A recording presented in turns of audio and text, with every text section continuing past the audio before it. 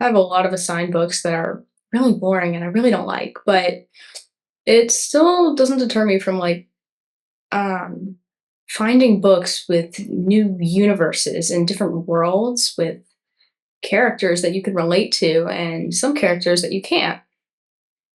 Just don't reading isn't just about the books you're assigned. It's about the different worlds and characters you can find out there that these authors have dreamt up and put into words. There's one book that I have, it's the first Harry Potter book, and Okay. it's, like, the whole book, but there's, like, pop-up features to it. So, Oh, like, when Harry gets his letter, there's, like, the yeah, real letter in there that you can yeah. open up, and so I think that one's really cool, so maybe I'll keep that one.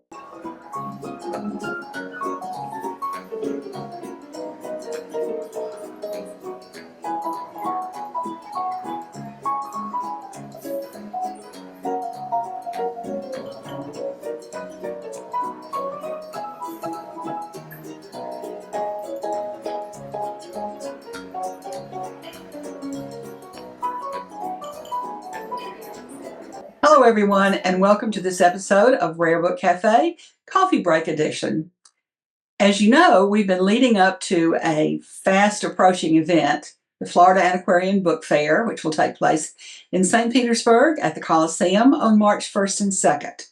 We've been having guests who are going to be exhibiting. We've had guests who are going to be attending. One of the aims of the book fair is to attract younger readers. And we have a lot of kids who come in strollers, but I'm really thinking about ones who actually can read themselves. And we're delighted today to have two young ladies from the Tampa Bay area, Ava and Audrey, who are going to share with us their experiences as avid readers. And we're encouraging them to come to the book fair as well.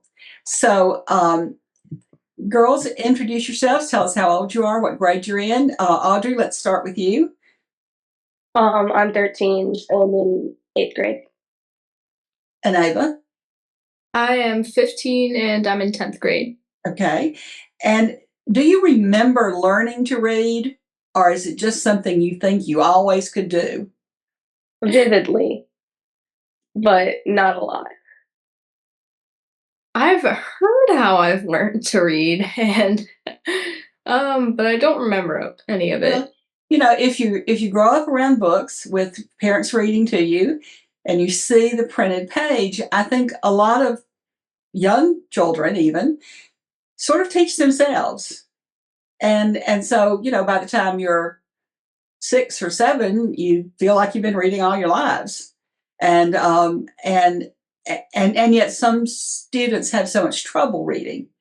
And so it does keep our teachers on their toes trying to get them interested. What kinds of books do you particularly enjoy? What have you been reading recently? Um, do you keep a stack of books that you're trying to get to? I know my granddaughter does. She's always got books stacked up, and I don't know how many of them she gets to, but you know, they're there anyway.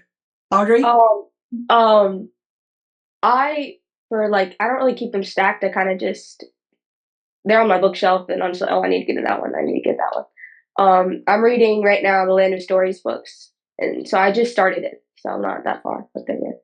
And what type of book is that? It's What it's genre it's would you fan say?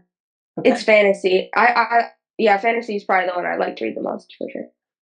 That seems to be the case among folks your age. Yeah. I see that with my with my family as well. What about you, Ava? You're a little older. You know, do you have more mature taste? Um I'm still loving the fantasy genre. That is never gonna leave me, but I'm also into more dystopian vibes, Uh-huh. the a lot of dystopian, um,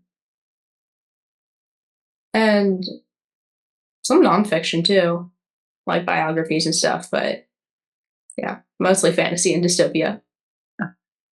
Well, don't get too discouraged by dystopian novels. Uh, I can remember, probably around your age, reading 1984 and Brave New World and thinking, oh gosh, this is just awful.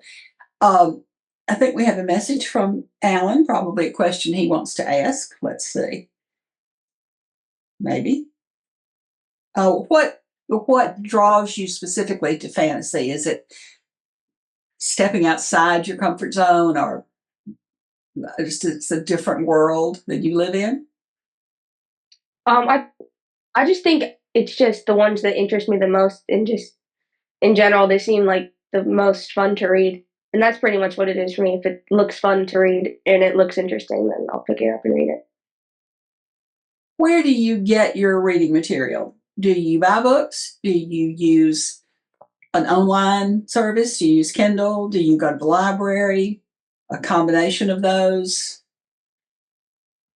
I pretty much just buy or go to the library for all the books I read. Okay. For me personally, it's mostly borrowing them from friends and the library. Okay. Do either of you read on Kindle or, any other device? I'll do Hoopla sometimes, but other than that, no. Okay. Well, that's rather encouraging because, for years, people who are in the book trade, have bemoaned the fact that people don't pick up a real book anymore. And I have to say that particularly when I travel, I use a Kindle because it's so much easier than hauling 4 or 5 books around in a suitcase. But that's good to hear. And of course, our public libraries, we've had librarians on and school librarians, and are a wonderful resource, for reading material. We talked earlier that neither of you has ever been to a book fair. Is that right? Yeah. Do you have any idea what you would find at a book fair? I know you've had school book fairs. You're probably from the time you were in kindergarten. But do you have any concept of what it might be like to walk into the Coliseum in a couple of weeks and see this? Probably not. Just think there's going to be a lot of books. Well, there's a lot of books. Yeah, a lot of authors too. This is an antiquarian book fair, and so a lot of the dealers will have old books. Though a fair number will have what we call modern fiction or more modern things. But when we say modern, we're not talking about last week. We're talking about still years ago. But there's usually something for everyone. Whether and then we have dealers who specialize in juvenile literature. But of course, at your ages, you're pretty much have the skills to read anything you want to read. Probably better than a lot of 40-year-olds. But it's quite an experience. I remember the first one I ever went to, and I was an adult, and could not believe. Our theme this year is Discover Your Treasure, and I could not believe there was so much amazing material in one building, in one time, in one place. I couldn't afford any of it, but at least not the stuff I wanted. But it was quite an experience, and I do hope if you get a chance to come, that we'll see you there. What can you say to other folks your age who don't like to read? I know teachers will tell them, "Oh, well, you're not going to get anywhere in life if you can't read. You can't fill out an application if you can't read." But what can you say as a teenager to say another 13, 14-year-old who says, "I just hate to read. I'm not going to do it"? Can you give them any advice? Just find something you're interested in, or just find a book that interests you. I think the thing for school is you have to read it. Find a book that you want to read. Right. Yeah. Mm-hmm. Yeah. When I do school too, I have a lot of assigned books that are really boring and I really don't like, but it still doesn't deter me from finding books with new universes and different worlds with characters that you can relate to and some characters that you can't.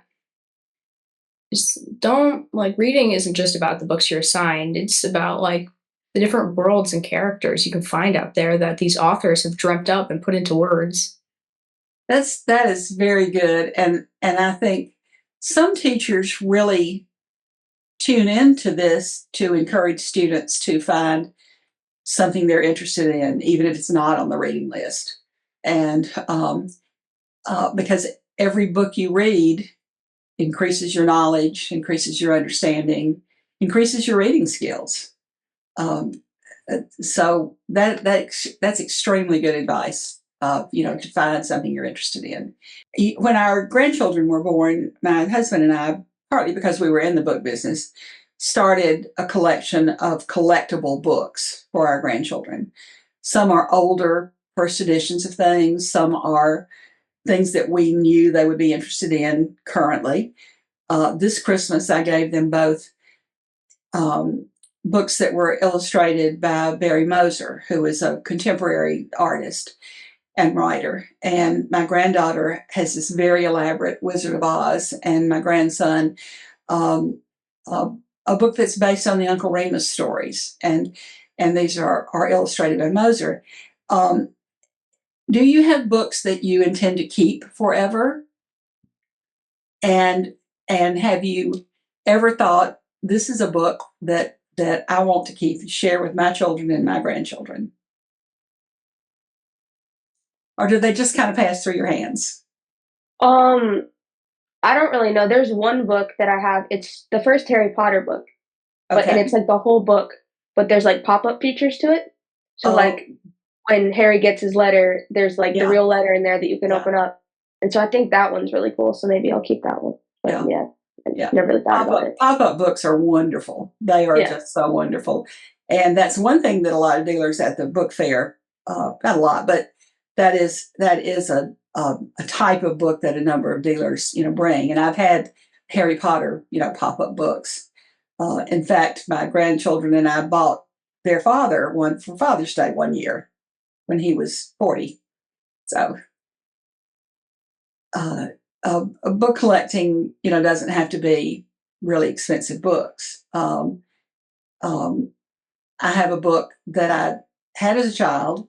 I didn't keep it as a child, but I found it at an antique mall a few years ago that my mother had bought me when I was 5 years old and had my tonsils out, called Under the Magic Umbrella. And now that I have found a copy again, I will keep that. Anything else? Personally, I don't really get many of like the collectible books. Like sometimes I'll buy like the Barnes and Noble's like special edition if it has like an extra little story or POV in the back. But yeah, like if there's anything I'm gonna pass down, it's probably gonna be the paperback version of my favorite books. Nothing too special, but but that's something you could look toward buying a better copy of to have in your collection. That paperback can be what we call a placeholder, and you could look for a hardback first edition when you're, that would become a collectible in your, for you. So far, what are your favorite books? You just mentioned that paperback, Ava. I gotta say, my favorite series is Keeper of Velocities by Shannon Messenger. Okay. It is kind of like a fantasy, but it's set on Earth in the lost cities around the world. And I cannot praise it enough. I love the writing and the plot line and the characters. That one is probably my favorite series. Well, that's good to hear. And that might be something that some of our viewers would really like to read for themselves. Mm-hmm. What about you, Audrey? That's also my favorite book series. Oh, okay. me and my other friend are what got her to read it. So, okay. But another one that I really like are the Hunger Games books. Uh-huh. So those two are probably definitely my favorites for sure. Just the writing, they're very different, but they're just really cool to read and entertaining, and that's probably the biggest thing for me is if they're entertaining.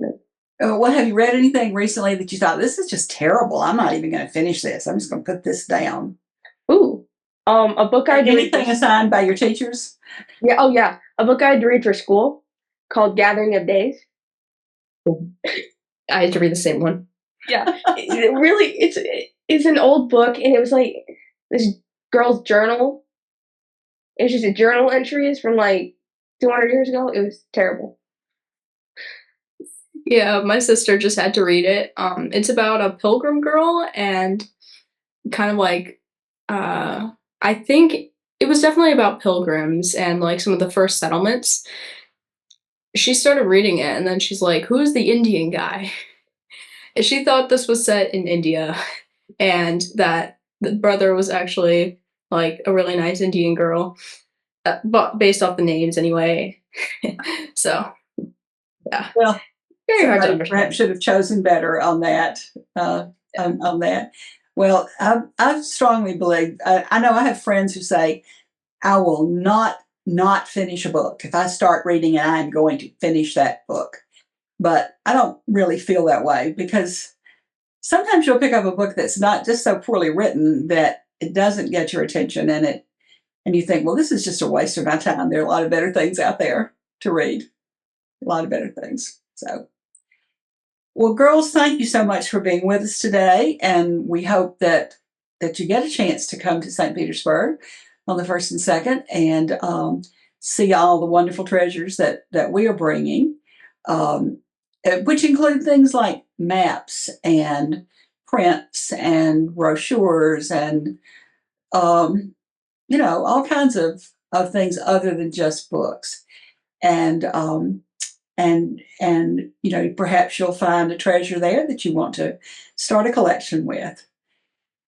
So thanks again for being with us, and everyone, we'll see you next time on Coffee Break. Bye-bye.